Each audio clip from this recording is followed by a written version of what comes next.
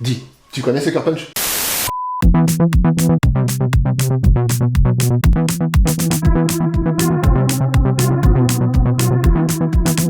Sucker Punch, un film de... Je sens que cet épisode va donner mal au crâne. Mais non! Donc, je disais... Donc, il disait... Sucker Punch, un film sorti en... On va jamais y arriver. Sorti en 2011 et réalisé par Zack Snyder. C'est moi ou le mec s'est lâché en écrivant ce script? De Sucker Punch? Non, toi, en écrivant ce script. J'avoue que ça commence fort. Et si il y a des personnes qui nous regardent, qui n'aiment pas trop les cuts et les inserts, je suis désolé pour vous. Ok, l'artiste, et donc Sucker Punch. Je pense qu'on a compris la blague. Et non, ce film n'est pas une ode aux jeunes femmes courtement vêtues. Quand même. Ok. Je pense qu'on a bien compris, et je comprends également les personnes pensant ça du film. Mais Ce film est bien plus profond que ça. Pas de ce sens-là. Titre. Bon, lâche tout, qu'on puisse avancer plus loin. Voilà. Non, là, logiquement, le monteur, il place le fameux... Bref. Le film s'ouvre sur une scène de théâtre avec, en son centre, la chambre de Baby Doll, interprétée par... Emily Browning, comme le gâteau, mais en pas pareil. Exactement, sur une mélodie bien connue, Sweet Dream de Rhythmix. interprétée par l'actrice pour les besoins du film. Venant de perdre sa mère et voyant que son beau-père va s'en prendre à sa sœur, elle s'interpose, mais ne peut sauver sa sœur d'une balle perdue. Son beau-père décide donc de la faire interner au centre Lennox. Coïncidence rigolote, mais qui n'en est peut-être pas une. Coïncidence? Mais moi je sais pas. La chanteuse de Rhythmix s'appelle Annie Lennox. Mais c'est chiant, mais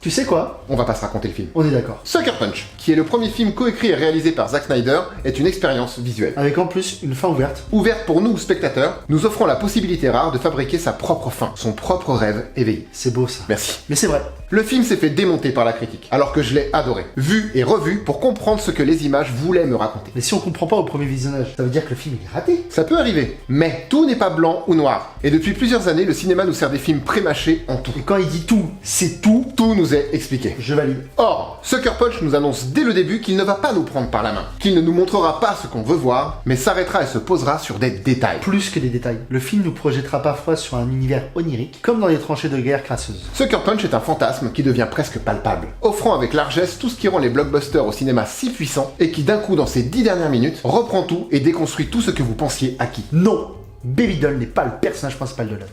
Non, le film ne se passe pas dans un cabaret. Non, vous ne verrez jamais Baby Doll danser. Et non, Baby Doll n'est pas le personnage principal. Tu l'as dit 2 fois. Car ça nous est dit 2 fois. Ah bah oui. Dans l'intro du film, la voix off nous parle d'anges gardiens pouvant prendre plusieurs apparences, dont celle d'une jeune femme. Pauvre qui n'est pas la voix d'Emily Browning. Et non, il s'agit de la narratrice indirecte, Sweet Pie, interprétée par Amy Cornish. Pourquoi tu utilises le terme de narratrice indirecte? Car pour moi, et ce n'est que ma vision qui n'est pas une vérité, Sweet Pie est le personnage principal. Et tout ce qu'elle décide de faire passe par Baby Doll. Développe. Dans ma vision, le seul personnage vraiment présent de tout le film est Sweet Pie. Enfermée suite à la mort tragique de sa sœur, Baby Doll ne sera que l'outil lui permettant d'accepter la perte de Rocket. Ça sort. Dans ma vision, Sucker Punch est la mise en image de l'acceptation du deuil. Alors oui, dit comme ça, le film semble juste chiant. Mais c'est loin d'être le cas. Et si pour vous il n'est que jeune fille se battant au flingue ou au katana, grand bien vous fasse. Le film part tellement dans tous les sens que beaucoup peuvent y trouver ce qu'ils veulent. L'intention de départ du réalisateur étant de vouloir dénoncer l'hypersexualisation dans les milieux artistiques tels que le cinéma ou le jeu vidéo. Bref. Voilà.